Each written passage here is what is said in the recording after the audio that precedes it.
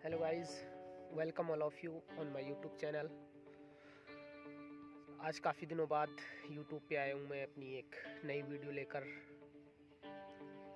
आप लोगों को इस बारे में मैंने कभी यूट्यूब पे बताया नहीं कि मैं थोड़ी बहुत पोइट्री भी लिखता हूँ, जो कि मैं अपने फेसबुक पेज पर डालता रहता हूँ। अगर आप पोइट्री में इंटरेस्टेड हो तो मेरा फेसबुक पेज है एक शाहिद की कलम से, उसे विज़िट कर सकते हो और उसका लिंक मैं डिस्क्रिप्शन में भी डाल दूँगा।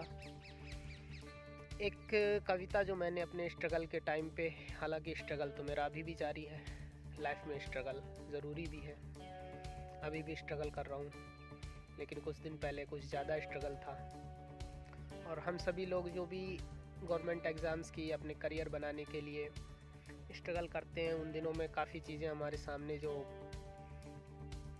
मुश्किल चीज़ें सामने आती हैं। मैंने भी काफ़ी चीज़ों का सामना किया। तो उन दिनों मैंने एक पोएम लिखी थी, वो मैं आज आप लोगों के सामने शेयर कर रहा हूँ। अगर उस पोएम में आप लोगों को, जो भी लोग स्ट्रगल कर रहे हैं, अपनी कहानी नज़र आए, जो भी गवर्नमेंट एग्ज़ाम की तैयारी कर रहे हैं, तो इस पोएम को लाइक कर शेयर कर देना,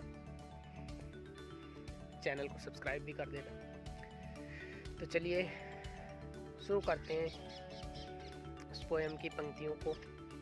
बहुत आसान है अपने सपनों से प्यार करना, मगर बहुत मुश्किल है उन सपनों को साकार करना। वो ख्वाब जो हम सब ने 5वीं के बाद देखना शुरू किया था, वो ख्वाब जिसने हमें 10वीं के बाद आकर्षित किया था, वो ख्वाब जिसके पीछे हम 12वीं और स्नातक के बाद दौड़ पड़े थे, मगर वहाँ देखा तो वहाँ हमसे पहले के हज़ारों नहीं बल्कि लाखों करोड़ों खड़े थे। इसी भीड़ में फिर हम भी शामिल हो गए थे और फिर दिन और रात कितने मुश्किल हो गए थे। एक तरफ आत्मविश्वास से भरे हम खड़े थे और हालात हमारे मद्दे मुकाबिल हो गए थे। कोचिंग, लाइब्रेरी, ऑनलाइन क्लासेस में ऐसे हुए कि कंपटीशन एग्जाम्स के काबिल हो गए थे। इन सब के बाद भी मंजिल को पाना आसान नहीं था। आगे क्या कुछ करना होता है उसका कुछ प्लान नहीं था। किताबें पढ़ पढ़ कर आदर्शवादी तो बन चुके थे, मगर हकीकत क्या है उसका कुछ ज्ञान नहीं था।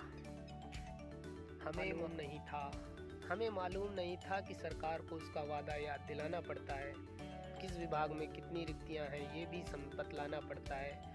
अपनी आवाज़ को बुलंद करने के लिए युवाओं का संगठन बनाना पड़ता है। विधायक, सांसद, मंत्री के बंगलों के आगे जाना पड़ता है। कभी भर्ती लटक जाती है, कभी उसकी फाइल अटक जाती है। 2-3 साल में अगर कुछ उम्मीद नज़र आती है, तब तक सरकार बदल जाती है। नई सरकार को भी वादा याद दिलाना पड़ता है। कोई हमारा इम्तिहान ले लो ये समझाना पड़ता है। कभी कभी तो धरनों पर भी जाना पड़ता है। पोस्ट्स लिखकर सोशल मीडिया पर आना पड़ता है।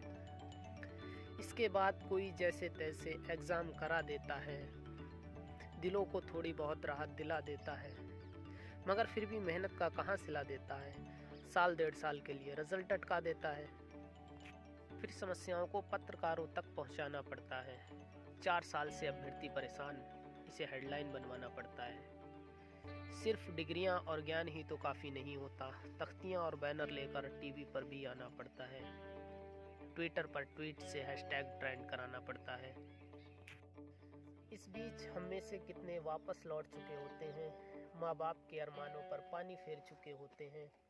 जीवन जीना था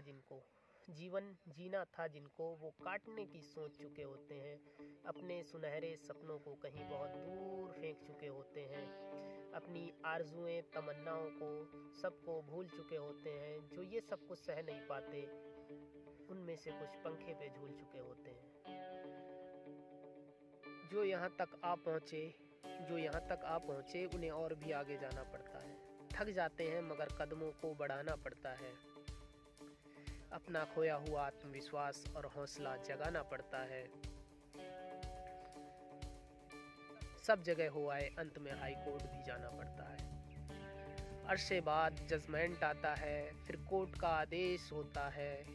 आधे दशक के संघर्ष से सपना साकार होता है और फिर लॉटरी लगती है। कितने पापड़ बेलने के बाद यहाँ सरकारी नौकरी लगती है। Please like and share this video.